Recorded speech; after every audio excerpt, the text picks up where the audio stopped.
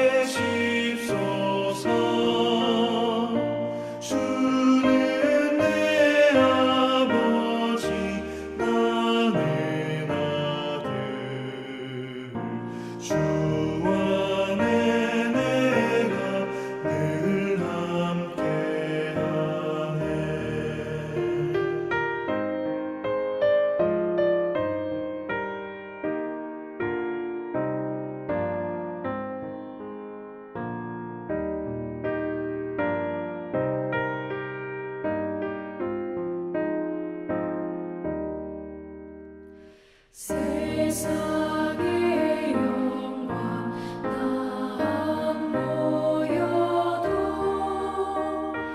언제나 주님은 나의 기여 주님만 내 맘에 계시오니 영원한 주님 참 귀하셔라. 영원한 주님 내 승리의 주 하늘의 기쁨을 주옵소서. 어떠한 고난이 닥쳐와도 만유의 주여 소망되소서.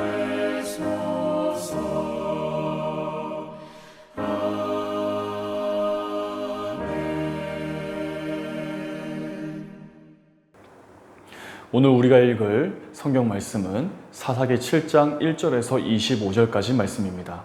주제 말씀인 7장 7절 말씀을 같이 한번 읽겠습니다. 시작.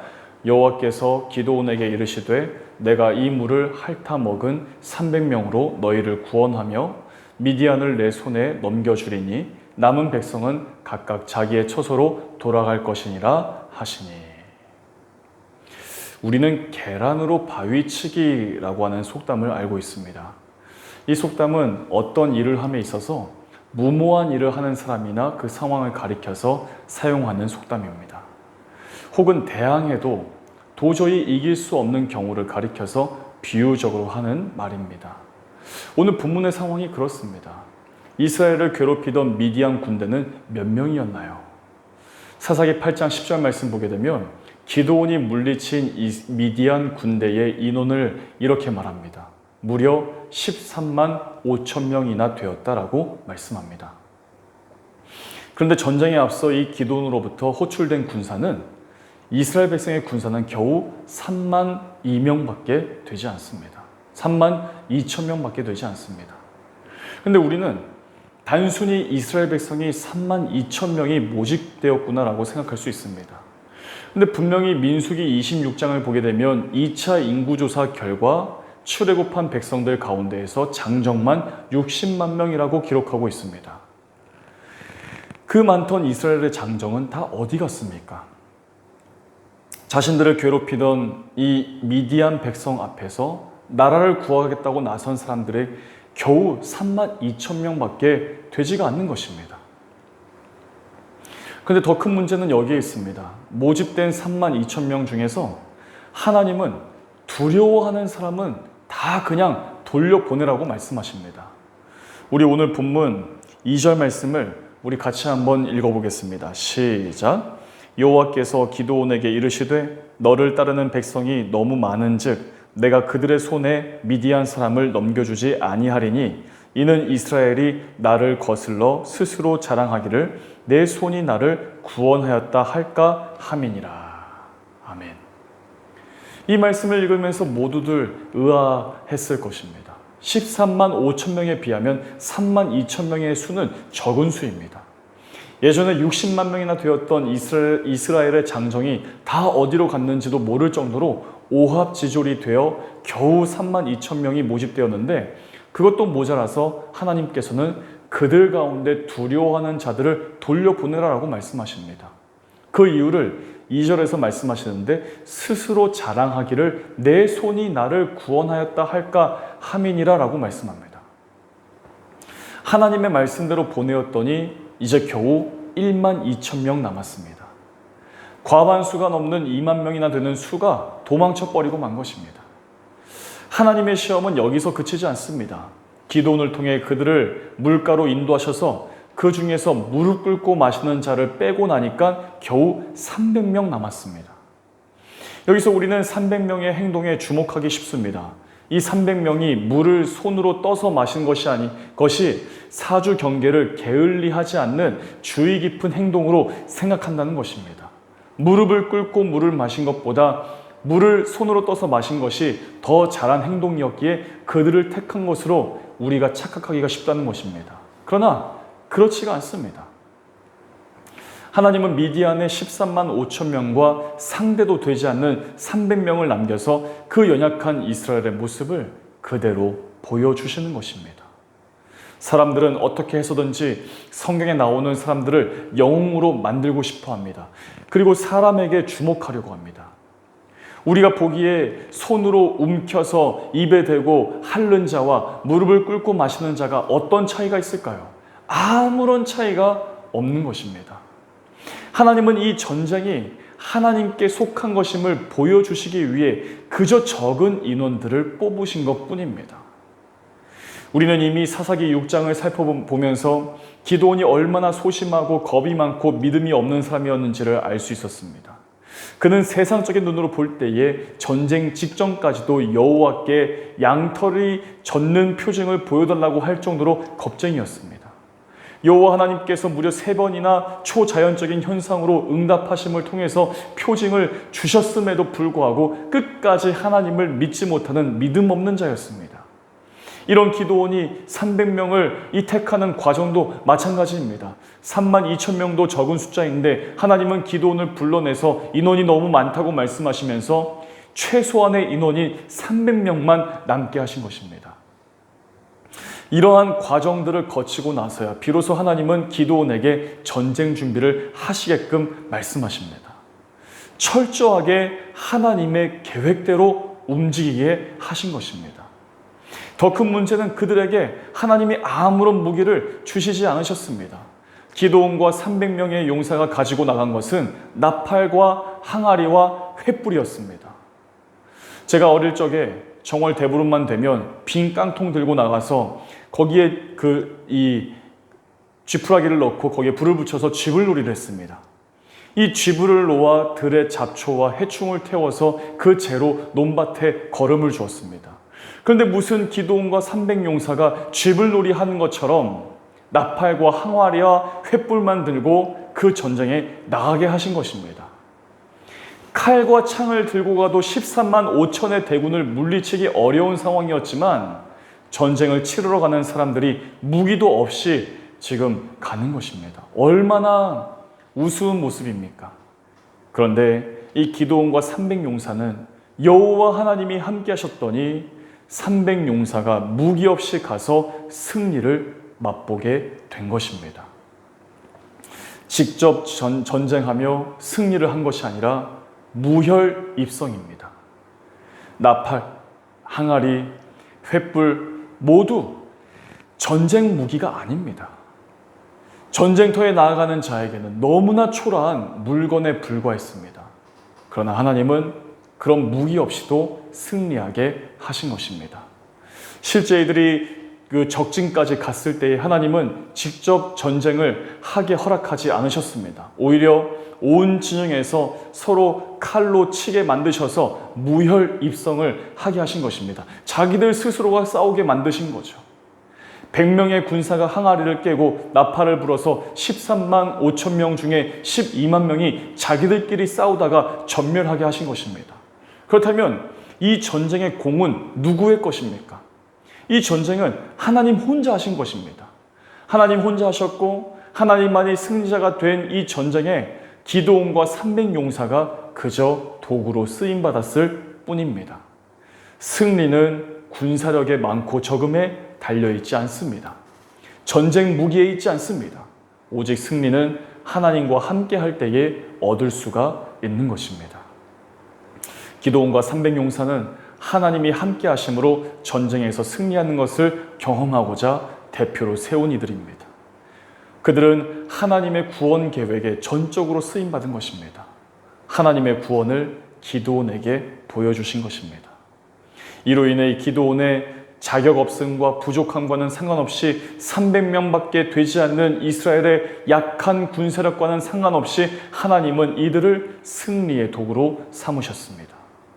사실 우리는 이 기드온의 300용사 사건을 볼 때에 적은 숫자로 많은 숫자를 물리친 것에 주목하기가 쉽습니다. 미디안을 물리치기 위해 나아간 기드온과 300용사의 용기에 주목하기가 쉽습니다. 그러나 사사기 말씀의 진정한 주인공은 사사 기드온도 아니고 300용사도 아니고 부족한 사사와 이 300용사를 사용하신 하나님이시라는 사실을 잊어서는 안 되는 것입니다.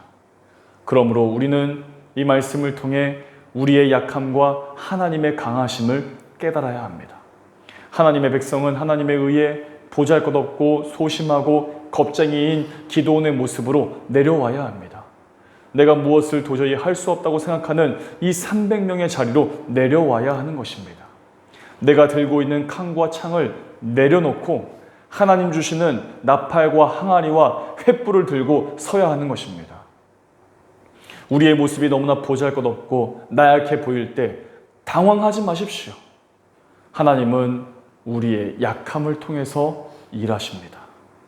우리가 기드온과 300용사처럼 쓰임받을 자격이 전혀 없고 계란으로 바위치기 같은 이런 상황일 때 비로소 하나님이 일하십니다.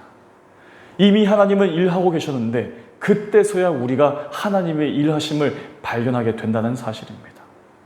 우리의 약함은 하나님의 강함을 증거하기 위한 것입니다. 내가 강해지려고 하지 말고 하나님이 강한 분이심을 드러내는 삶을 삽시다. 내가 약할 그때에 하나님의 강함이 드러남을 알고 연약한 나를 사용하시는 하나님 은혜에 감사하는 삶을 살아가십시다. 이 시간 주신 말씀을 가지고 다 함께 기도하겠습니다. 주신 말씀을 기억하면서 함께 기도하겠습니다. 교회 공동기도 제목 발리 한인교회를 위해 그리고 우리 각자의 기도 제목을 놓고 5분 정도 함께 기도하시겠습니다.